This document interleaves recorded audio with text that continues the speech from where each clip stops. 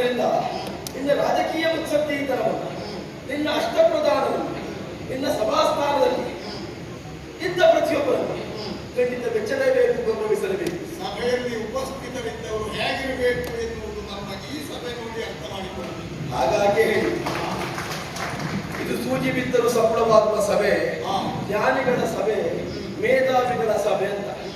ಗದ್ದಲದಿಂದ ತುಂಬಿದ್ದು ಮೇಧಾವಿಗಳ ಸಭೆಯಲ್ಲ. ಯಾರು ಏನು ಆಡ್ತಾರೆ ಎನ್ನುವುದಾಗಿ ನಿಷ್ಠೆಯಿಂದ ಕೇಳುವುದು, ಅದು ರಾಜನ ಮಾತು, ರಾಜನ ಪ್ರತಿಕ್ರಿಯೆ ಏನು ಬರ್ತದೆ ಎನ್ನುವುದಾಗಿ ಕಾಯ್ತಾ ಇದ್ದಾರೆ. ಹಾಗಾಗಿ ನಿನ್ನ ಕುರಿತಾಗಿಯೂ ಗೌರವ, ನಿನ್ನ ಸಭೆಯ ಕುರಿತಾಗಿಯೂ ಗೌರವ ಕೊಡುವುದಕ್ಕೆ ಸಾಧ್ಯವುಂಟು. ಹಾಗಾದ್ರೆ ಮಾತಿನ ಬಲದಲ್ಲಿ ನಿನ್ನ ರಾಮ ಅಷ್ಟು ದೊಡ್ಡ ಕಲಿಯ ಅಂತ ಪ್ರಶ್ನಿಸ್ತೇನೆ. ಹಾಗಾದ್ರೆ ನಿನ್ನ ಲೆಕ್ಕದಲ್ಲಿ ಕಲಿಯಾರು ವೀರಮಣಿ ಯಾರು ಅಂತ ನಾನು ಕೇಳುವುದಿಲ್ಲ. ನಿನ್ನ ಲೆಕ್ಕದಲ್ಲಿದ್ದಂಥ ಕಲಿಗಳನ್ನು ಎಲ್ಲರನ್ನ ಒಂದೇ ಕಡೆ ಸೇರಿಸಿದೆ. ರಾಮ ಕಲಿಯಲ್ಲ, ಕಲಿಗವ ಕಾಲ ಅಂತ ಕಲಿತಾನೆ ಎನ್ನುವುದನ್ನ ಬಾಲ್ಯದಿಂದ ಇದುವರೆಗೆ ತಾನು ಮಾಡಿದಂಥ ಕಾರ್ಯದಲ್ಲಿ ವಯಸ್ಸಿಗೆ ಮೀರಿದಂಥ ಕಾರ್ಯವನ್ನು ಮಾಡಿ ಲೋಕಮುಖದಲ್ಲಿ ತಾನು ದೊಡ್ಡ ಕಲಿ ಅಂತ ತೋರಿಸಿಕೊಟ್ಟವರಿದ್ದಾನೆ. ಸಾವಿರ ಹೆಣ್ಣಾದೆ ಮರವನ್ನು ಹೊಂದಂತಹ ಕಾಟಕೆಯ ಸ್ವಭಾವವನ್ನು ಸಂವರಿಸುವುದರ ಮೂಲಕವಾಗಿ ಮಾರೀಚರನ್ನ ಬಾಣ ಮುಖಾಂತರವಾಗಿ ಸಪ್ತ ಸಮುದ್ರದ ಆಚೆಗೆ ಹಾರಿಸಿದಂಥ ಯೋಗ್ಯತೆ ಯಾರನ್ನು ಕೇಳಿದ್ರೆ ಅದು ರಾಮಚಂದ್ರವರನ್ನು. ದಂಡ ಕಾರಣದಲ್ಲಿದ್ದಂತಹ ಸಂದರ್ಭ ಕರದೂಷಣ ತ್ರಿಶಿರಾದಿ 14,000 ಮಂದಿ ರಕ್ಕಸರನ್ನ ನಿಂತ ನೆಲದಲ್ಲಿ ಹಿಮ್ಮೆಟ್ಟಿಸಿದವ ಅಥವಾ ಮುಂದುವರಿಸಿದವ ಯಾರು ಕೇಳಿದ್ರೆ ಅದು ರಾಮಚಂದ್ರವ ಮಾತ್ರ. ಉಳಿದ 10 ಹಲವು ಪ್ರಕರಣಗಳನ್ನು ಹೇಳುವುದಿಲ್ಲ. ಸೀತಾ ಸಂಪ್ರಾಪ್ತಿಯ ಕಾಲದಲ್ಲಿ ಶತಯೋಜನ ವಿಸ್ತೀರ್ಣವಾದಂತಹ ಸಮುದ್ರವನ್ನು ದಾಟಬೇಕಾದಂಥ ಅನಿವಾರ್ಯತೆ ಬಂದಂತಹ ಸಂದರ್ಭದಲ್ಲಿ 5 ದಿನದಲ್ಲಿ ಕಪಿಗಳ ಸಹಾಯವನ್ನು ಪಡೆದು ಶತಯೋಜನವಾದ ಭಕ್ತಿಗೆ 100 ಯೋಜನೆ ಉದ್ದ, 10 ಯೋಜನ ಅಗಲ, 3 ಯೋಜನೆ ದಪ್ಪದ ಸೇತುವೆಯನ್ನು ಕಟ್ಟಿದವರಿದ್ದಾರೆ. ಮೊದಲನೇ ದಿನಕ್ಕೆ 14, ಎರಡನೇ ದಿನಕ್ಕೆ 20, ಮೂರನೇ ದಿನಕ್ಕೆ 21, ನಾಲ್ಕನೇ ದಿನಕ್ಕೆ 22, ಐದನೇ ದಿನಕ್ಕೆ 23, 19, 20, 19, 21, 22, 23, 5 ದಿನಕ್ಕೆ ಶತಯೋಜನ ವಿಸ್ತೀರ್ಣವಾದಂತಹ ಸಮುದ್ರಕ್ಕೆ ಸೇತುವನ್ನು ಬಲಿಯುವುದರ ಮೂಲಕವಾಗಿ ಅಲ್ಲದೆ ದಶಶಿರ ಕುಂಭಸ್ತ್ರಗಳನ್ನ ಸಂವರಿಸುವುದರ ಮೂಲಕವಾಗಿ 14 ಲೋಕವನ್ನ ತಲ್ಲಣಗೊಳಿಸಿದ ಚತುರ್ದಶ ಮೂಲದಲ್ಲಿರುವಂತಹ ನಗರತೆಯನ್ನು ಪಡೆದಂತಹ ರಾವಣಾದಿ ರಕ್ಕಸರನ್ನ ಸಂವರಿಸುವುದರ ಮೂಲಕವಾಗಿ ತಾನೆಷ್ಟು ದೊಡ್ಡ ಕಲೆ ಎನ್ನುವುದಾಗಿ ಲೋಕಮುಖಕ್ಕೆ ತೋರಿಕೊಟ್ಟವರಿದ್ದಾರೆ. ಮತ್ತೆ ರಾಮನ ಕಲಿತನದ ಬಗ್ಗೆ ಪ್ರಶ್ನೆ ಮಾಡಬೇಕಾದಂತಹ ಅಗತ್ಯ ಇಲ್ಲ. ಹಾಗಾಗಿ ರಾಮನ ಯೋಗ್ಯತೆಯನ್ನು ಅರ್ಥವಿಸಿಕೊಂಡು, ರಾಮನ ಇತಿಮಿತಿಯನ್ನು ತಿಳಿದುಕೊಂಡು, ಕಟ್ಟಿದಂತ ಅಶ್ವವನ್ನು ಬಿಟ್ಟು ಕಪ್ಪ ಕಾಣಿಕೆಯನ್ನು ಕೊಟ್ಟು ರಾಮ ಸೇವೆಯಲ್ಲಿ ಕಾಲವನ್ನು ಕಡೆ ಎನ್ನುವುದಾಗಿ ಆಲೋಚಿಸಬೇಕಾದದ್ದಿಲ್ಲವೇ ಇಲ್ಲ. ರಾಮನ ಕುರಿತಾಗಿ ತಿಳುವಳಿಕೆ ಇದ್ದದ್ರಿಂದಲೇ, ರಾಮನ ಕಾರ್ಯ ಕೈಕರ್ಯ ಕುರಿತಾದಂತಹ ಜ್ಞಾನ ನಮಗೆ ಇರುವುದರಿಂದಲೇ ರಾಮನಿಂದ ಪೂಜಿಸಲ್ಪಟ್ಟಿರುವಂತಹ ಅಶ್ವವನ್ನು ಕಟ್ಟಿದ ಮೇಲೆ ನಾವು ಅರ್ಥ ಸಮಾಲೋಚನಾ ಸಭೆಯನ್ನು ನಾವು ಇವತ್ತು ನೆರವೇರಿಸಿದ್ದು. ಯಾಕೆ ಗೊತ್ತಾ?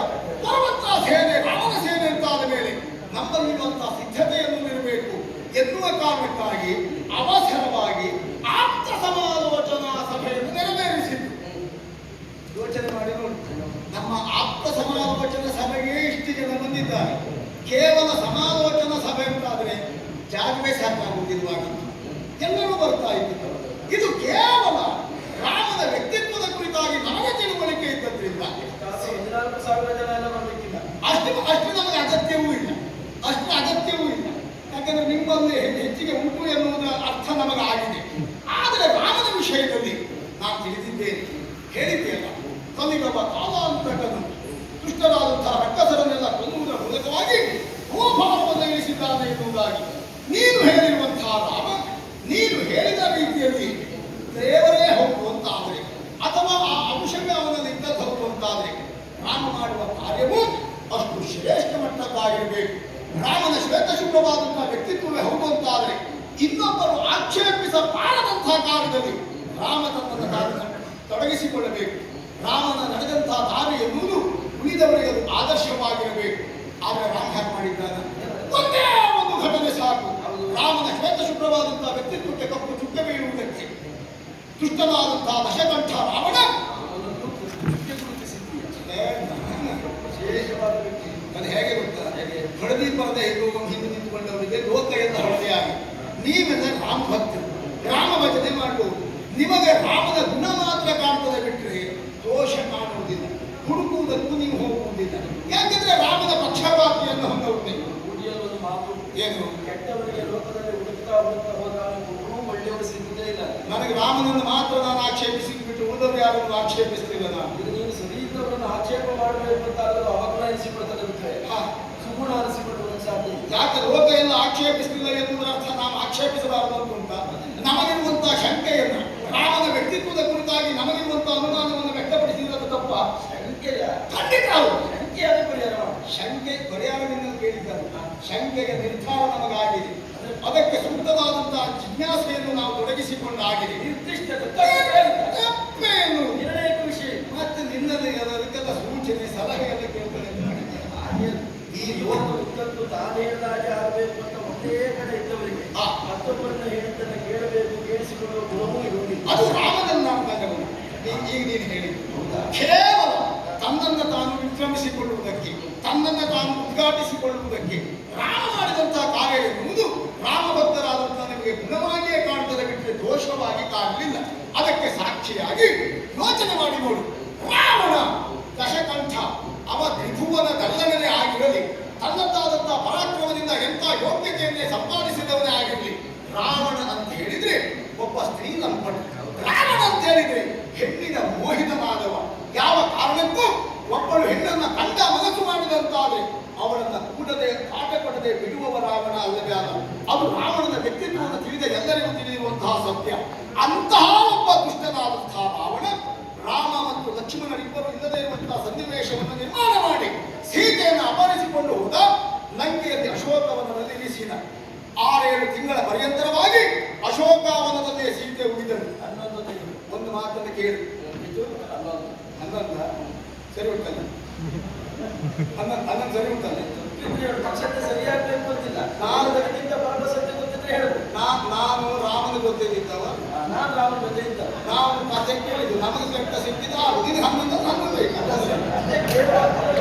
ಕತೆ ಕೇಳಿದ್ದು ತಪ್ಪಲ್ಲ, ಕೇಳುವ ಕತೆ ಸರಿಯಾಗಿ ಕೇಳಬೇಕು ಅಂತ ನಾನು ಹೇಳುದು. ಮತ್ತೆ ನೋಡು, ಅಲ್ಲೇ ಇದ್ದುಕೊಂಡು ಲೆಕ್ಕ ಮಾಡಿದವನಿಗೂ ಎಲ್ಲೋ ಇದ್ದುಕೊಂಡು ಕೇಳ್ಕೊಂಡು ಲೆಕ್ಕ ಮಾಡಿದವನಿಗೂ ಲೆಕ್ಕದಲ್ಲಿ ವ್ಯತ್ಯಾಸ ಬರ್ತದೆ. ನೀನೊಂದು ಸೇತುವೆ ವಿಷಯದಲ್ಲೇ ಲೆಕ್ಕ ಕೊಟ್ಟದ್ದು ನೋಡಿದ್ರೆ ಎಷ್ಟು ಗಂಟಪಾಠ ಮಾಡ್ಕೊಂಡಿದ್ದೀಯ ಪುಣ್ಯ ವಿಷಯ. ನನಗೊಂದು ಸಂತೋಷ ಏನು ಗೊತ್ತಾ? ಏನು? ಈ ಕಂಠಪಾಠ ಎನ್ನುವ ಶಬ್ದದ ಅರ್ಥ ಎಂತದ್ದು? ಎಲ್ಲ ಕೇಳುದು. ಗಂಟಪಾಠದ ಒಂದು ವಿಷಯದ ಕುರಿತಾಗಿ ಬಹಳಷ್ಟು ಕಷ್ಟಪಟ್ಟದಷ್ಟು ಓದ್ಕೊಂಡು ಕಷ್ಟಪಟ್ಟವರಿಗೆ ನಾನು ಬರುವುದಿಲ್ಲ, ಅದು ಇಷ್ಟಪಟ್ಟವರಿಗೆ ಮಾತ್ರ ಬರುವುದು.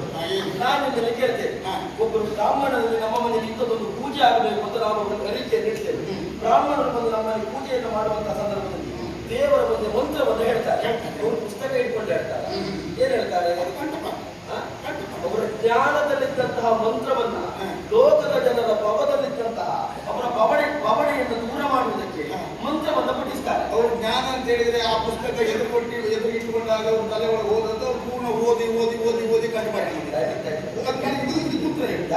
ಈಗ ಬ್ರಾಹ್ಮಣರು ಜ್ಞಾನದಿಂದ ಹೇಳ್ತಾರೆ ಅಂತ ಹೇಳಿದೆಯಲ್ಲ, ಆ ಜ್ಞಾನ ಬ್ರಾಹ್ಮಣರ ತಲೆ ಒಳಗೆ ಹೋಗ್ಲಿಕ್ಕೆ ಆ ಪುಸ್ತಕ ಎದುರುಗೊಂಡು ಇಟ್ಟಾಗ ಅದೆಲ್ಲ ಒಂದು ತಲೆ ಒಳಗೆ ಹೋಯ್ತು ಅಥವಾ ಕಂಡುಪಾಠ ಮಾಡೋದು. ನಾನು ಕೇಳ್ತೇನೆ, ಅಮ್ಮ ಎನ್ನುವ ಶಬ್ದವನ್ನು ಯಾರು ಹೇಳಿಕೊಟ್ಟರು? ಯಾರು ಹೇಳಿ? ಯಾವ ಮಕ್ಕಳಿಗೂ ಯಾರು ಹೇಳಿಕೊಡುವುದಿಲ್ಲ, ತಾನಾಗಿಯೇ ಬರುವ ಶಬ್ದ. ಯಾವುದು? ಅಮ್ಮ ಎನ್ನುವ ಶಬ್ದ. ಅದು ಹುಟ್ಟಿದ್ದೆಲ್ಲಿಂದ? ಎಲ್ಲಿಂದ? ನಮ್ಮ ಬಾಯಿಂದ. ನಮ್ಮ ಬಾಯಿಂದ ಅಮ್ಮ ಎನ್ನುವ ಶಬ್ದ ಎಲ್ಲಿಂದ ಹುಟ್ಟಿದ್ದು ಎನ್ನುವುದಕ್ಕಿಂತ ಆಡುವ ಮಗು ಯಾರು ಎನ್ನುವುದು ಮುಖ್ಯ. ಪ್ರತಿಯೊಂದು ಮಗು ಅಮ್ಮ ಎನ್ನುವುದನ್ನು ಕರೆಯುವಾಗ ಯಾರ ಹೇಳ್ಕೊಟ್ಟು ಕರೆಯುವುದಲ್ಲ, ಸ್ವಾಭಾವಿಕವಾಗಿ ಬರುವಂತದ್ದು. ಭೂಮಿಗೆ ಬಂದ ಪ್ರಥಮ ಕಂದನ ಅಳುವ ಧ್ವನಿಯಿಂದ ಅಮ್ಮ ಎನ್ನುವಂತ ಪವಿತ್ರವಾದಂತಹ ಶಬ್ದ ಹುಟ್ಟಿಕೊಂಡದ್ದು. ನೀ ಸ್ವಲ್ಪ ವಿಸ್ತಾರವಾಗಿ ದೊಡ್ಡ ಮಟ್ಟದಲ್ಲಿ ಹೇಳಿದೆ, ನಾ ಎಲ್ಲ ಮಕ್ಕಳು ಅಂತ ಹೇಳ್ತಾರೆ. ಈ ಕಂಠಪಾಠ ಮಾಡಿ ಹೇಳುವವರಿಗೂ ಆಗಿಂದ ಹೇಳುವವರಿಗೂ ಇಷ್ಟೇ ವ್ಯತ್ಯಾಸ ಇದೆ.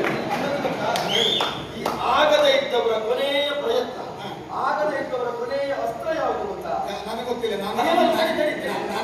ಕೊನೆಯ ಅಸ್ತ್ರ ಯಾವುದು ಗೊತ್ತಾ? ನನಗಿನ್ನೂ ಆಗದೇ ಇದ್ದವರ ಕೊನೆಯ ಪ್ರಯತ್ನ, ಕೊನೆಯ ಅಸ್ತ್ರ ಯಾವುದು ಕೇಳಿದೆ? ಅವ ಕಂಠಪಾಠ ಮಾಡ್ಕೊಂಡು ಮೊದಲು ಹೇಳ್ತಾನೆ, ಮತ್ತೊಬ್ಬರಿಂದ ಕೇಳ್ಕೊಂಡು ಮೊದಲು ಹೇಳ್ತಾನೆ ಅಂತ ಹೇಳುದು. ನಿನ್ನ ಹತ್ರ ಯಾರಾದ್ರೂ ಪ್ರಯತ್ನ ಮಾಡಬೇಡ ಅಂತ ಹೇಳಿಲ್ಲ? ಹೇಳಿಲ್ಲ. ನನಗೆ ಅಷ್ಟೊಂದು ಸಮಯ ಸಿಕ್ಕಿಲ್ಲ. ನಿನ್ನ ಹತ್ರ ಆಗದೇ ಇದ್ದದ್ದನ್ನ ಉಳಿದವರಿಂದ ಆಗಿದೆ ಅಂತಾದ್ರೆ ಅದನ್ನು ತಪ್ಪು ಅಂತ ಹೇಳುವುದಕ್ಕಿಲ್ಲ. ಭಾಗವತೋತ್ತಮರು ಕೀರ್ತನೆಯನ್ನ ಜ್ಞಾನದಲ್ಲಿ ಇರಿಸಿಕೊಳ್ತಾರೆ. ಅದು ಕಂಠಪಾಠವೇ. ಗುರುಗಳು ಶಿಷ್ಯಂದರಿಗೆ ವಿದ್ಯೆಯನ್ನು ದಾರ ಇರುತ್ತಾರೆ. ಈಗ ನಾನು ಕಡೆ ಕಂಠಪಾಠ ಆಕ್ಷೇಪ ಮಾಡಿದ್ದಲ್ಲ, ಕಂಠಪಾಠ ಆಕ್ಷೇಪ ಮಾಡಿದ್ದಲ್ಲ, ನೀವು ಅದೇ ಮಾಡ್ಕೊಂಡಿದ್ದ ಅಂತ ಹೇಳಿದೆ ಅಷ್ಟೇ. ತಡಿ, ಆಕ್ಷೇಪ ಮಾಡಿದ್ದೇನೆ, ಯಾಕೆ ಮಾಡಿದೆ? ಅದೆಲ್ಲ ಮಾಡಬಾರ್ದು, ಏನಾದ್ರು ಹೇಳಿದೆ? ನೀವು ಅದೇ ಮಾಡು, ಮುಂದೆ ಅದೇ ಮಾಡ್ಕೊಂಡಿರು, ನನ್ನ ಆಕ್ಷೇಪ ಇಲ್ಲ. ನೀನು ಇಂಥ ಪ್ರಶ್ನೆ ಕೇಳ್ತೀಯ ಅಂತ ನನಗೆ ಮುಂದೆ ಹೇಳಿದ್ದೀಯಾ? ಇಲ್ಲ, ನಾನು ಹೇಳಿದ್ದು ನೀವು ಮತ್ತೆ ಹೋಗಿದ್ದೀಯಾ? ತಡೆಯ, ನೀನು ನಿನ್ನೆ ಬಂದು ನೋಡು, ನಾನು ನಾಳೆ ಬರ್ತಾ ಇದ್ದೇನೆ, ನೀ ಏನೇನೆಲ್ಲ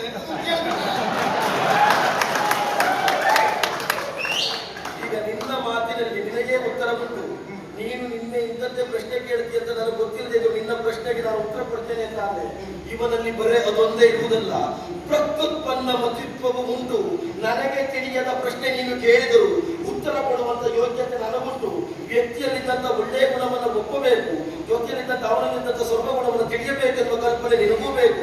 ಬರೇ ಒಂದೇ ವಿಷಯವನ್ನು ದೋಷ ಅಂತ ಆಡುವುದಲ್ಲ, ಒಬ್ಬೊಬ್ಬರ ಯೋಗ್ಯತೆ ಒಂದೊಂದು. ಈಗ ನನ್ನ ತೊಂದರೆ ಹೇಳುವುದಂದ್ರೆ ನಿನಗೊಂದು ವಿಶೇಷವಾದ ಶಕ್ತಿ ಉಂಟು. ಯಾರೇ ಎಷ್ಟೇ ಅರ್ಥಗರ್ಭಿತವಾದಂತ ಮಾತನಾಡಿದ್ರು ಕೂಡ ಅದು ಸಹ್ಯವೋ ಸಹ್ಯವಲ್ಲವೋ ಗೊತ್ತಿಲ್ಲ, ಅಷ್ಟೊತ್ತಿಗೊಂದು ನಿನಗೊಂದು ತಗೊಂಡು ಗೊತ್ತಾಗಿ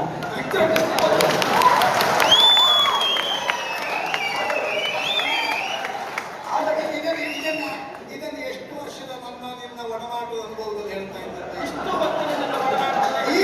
ಇವತ್ತೇ ಇಲ್ಲಿ ಬಂದು ನಿನಗೆ ನನ್ನ ಈ ಗುಣ ಎಲ್ಲ ಹೇಗೆ ಗೊತ್ತಾಯ್ತು? ಹೇಗೆ ಗೊತ್ತಾಯ್ತು? ರಾಮನೆಂಬಂತ ವ್ಯಕ್ತಿಯ ಕುರಿತಾಗಿ ನಾನು ಹೇಳುವ ಮೊದಲೇ ನಾನು ಇಷ್ಟೊತ್ತಲ್ಲಿ ಕಂಠಪಾಠ ಹೇಳಿದ್ದೇನೆ ಅಂತ ನನಗೂ ನಿನಗೂ ಒಂದು ಒಡನಾಟ ಇದ್ದ, ನನಗೂ ನಿನಗೂ ಒಂದು ಒಡನಾಟ ಇದ್ದ.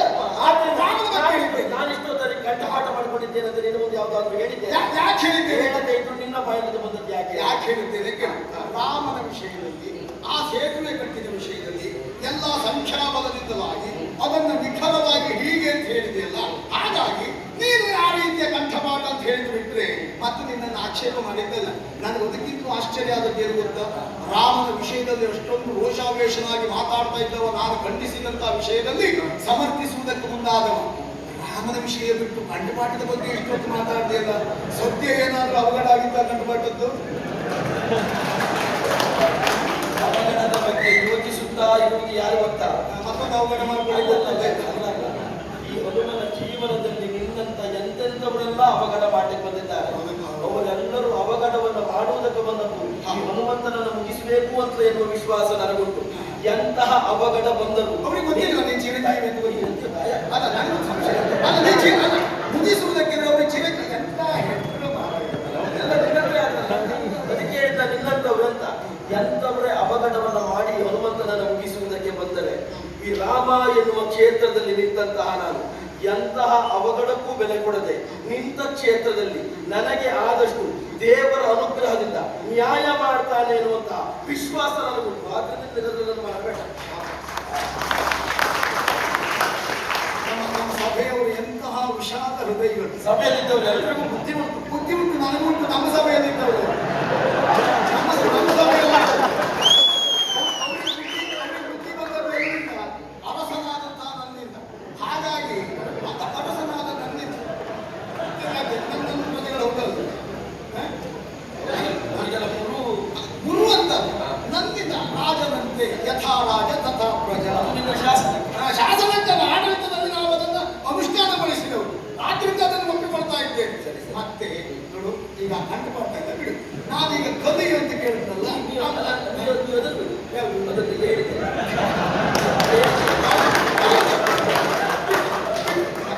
ವಿಷಯ ಸಂದರ್ಭದಲ್ಲಿ ಹೇಳಬೇಕಾದದನ್ನು ಹೇಳುವ ವಿಚಾರವನ್ನು ಎಷ್ಟೇ ಯಾರು ಆಕ್ಷೇಪ ಮಾಡಿದ್ರು ಹೇಳುವುದು ಅದು ಪ್ರಸಂಗಕ್ಕೆ ಸಂಬಂಧಪಟ್ಟು ಬಿಟ್ರೆ ನನಗೆ ಗೊತ್ತುಂಟು ಅಂತ ಹೇಳುವುದಲ್ಲ. ನಿರ್ದಿಷ್ಟವಾಗಿ ಇಂತಿಂತ ಪ್ರಸಂಗದಲ್ಲಿ ರಾಮಚರಿತ್ರೆಯಲ್ಲಿ ಯಾವ ಪ್ರಸಂಗದಲ್ಲಿ ಏನು ಹೇಳಬೇಕು ಅಂತ ರಾಮನ ಅನುಗ್ರಹದಿಂದ ಪ್ರದತ್ತವಾದಂತಹ ಜ್ಞಾನ ಇದೆ. ಸೂರ್ಯನ ಅಂಗಳಕ್ಕೆ ಹೋಗಿ ಸೂರ್ಯನಿಂದ ವ್ಯಾಕರಣವನ್ನು ಅಭ್ಯಾಸ ಮಾಡಿ ಬಂದವರಾಗುತ್ತೆ. ನಿನ್ನಂತ ವ್ಯಾಕರಣ ಹೀನರ ಮುಂದೆ ಹೇಗೆ ಮಾತಾಡಬೇಕು ಅಂತ ಗೊತ್ತುಂಟು. ಈಗ ನೀನು ಸೂರ್ಯನಲ್ಲಿ ಹೋಗಿ ವ್ಯಾಕರಣ ಕಲಿತು ಬಂದೆ, ನಾನು ಸಂತೋಷ ಪಟ್ಟೆ, ನೀನು ಸಂತೋಷ ಪಟ್ಟಿದ್ದೇನೆ. ನಾನು ನನ್ನ ವ್ಯಾಕರಣ ಮೂರ್ಖರು ಅಂತ ಹೇಳಿದ ನಾನು ಅಲ್ಲ ಅಂತ ಅಂಗಗಳು ಗೊತ್ತು ಮಾಡಿಕೊಂಡು ವಿಶೇಷ ಹಾಗೆ ಎದುರಿಗಿದ್ದವರು ಏನು ಅಂತ ತಿಳ್ಕೊಂಡ್ರೆ ಮಾತ್ರ ನನಗೆ ನಾವು ವಿಜೃಂಭಿಸ್ಲಿಕ್ಕೆ ಸಾಧ್ಯ. ನನಗೆ ಈಗ ಒಂದು ಅರ್ಥ ಆಯ್ತು, ಮಂಗನ ನಾವು ಮಂಗನೇ ಆಗಿರ್ಬೇಕು ನಿನಗಾದ್ರೂ ಅರ್ಥ ಆಯ್ತಲ್ಲ? ಅರ್ಥ ಆಯ್ತು, ಹಾಗಂತ ಮಂಗ ಆಗುದು. ಬರ್ತಾ ಬರ್ತಾ ಮಂಗನ ದಾರಿಯಲ್ಲೇ ಬರ್ತಾ ಇದ್ದೇನೆ. ಸಾಧ್ಯ. ಈಗ ನಿನಗಿರುವ ಸಮಸ್ಯೆ ಯಾವುದು? ಕೇಳ್ತೇನೆ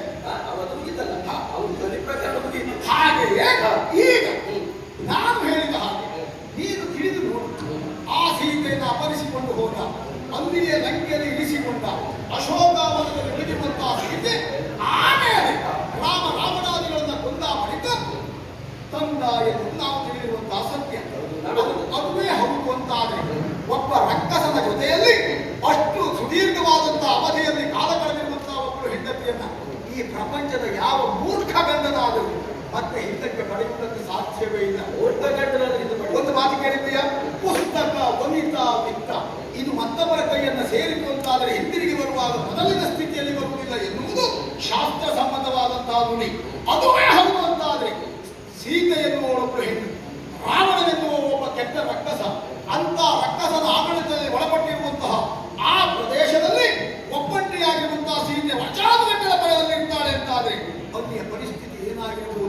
ಮರ್ಯಾದಾ ಪುರುಷೋತ್ತಮ ಎಂಬುದಾಗಿ ಹೇಳಿಸಿಕೊಂಡಿರುವಂತಹ ರಾಮ ಈ ರೀತಿಯಾಗಿ ರಾವಣನ ವಶವರ್ತಿಯಾಗಿರುವಂತಹ ಹೆಂಡತಿಯ ಜೊತೆಯಲ್ಲಿ ಮತ್ತೆ ಪುನಃ ಬದುಕನ್ನು ಕಟ್ಟಿಕೊಳ್ಳುವುದಕ್ಕೆ ಮುಂದಾದಂತಾದ್ರೆ ಈ ಧರೆಯಲ್ಲಿ ಅದಕ್ಕಿಂತ ಅಪಹಾಸ್ಯ ಬೇರೆ ಉಂಟು ಕೇಳ್ತೇನೆ. ಯಾವ ಮೂರ್ಖನಾದ ಗಂಡನು ಸ್ವೀಕರಿಸುವುದಿಲ್ಲ ಅಂತ ಹೇಳಿದೆಲ್ಲ, ಇಷ್ಟನ್ನು ಹೇಳುವುದಕ್ಕೆ ನೀನು ಮೂರ್ಖನ? ಯಾವ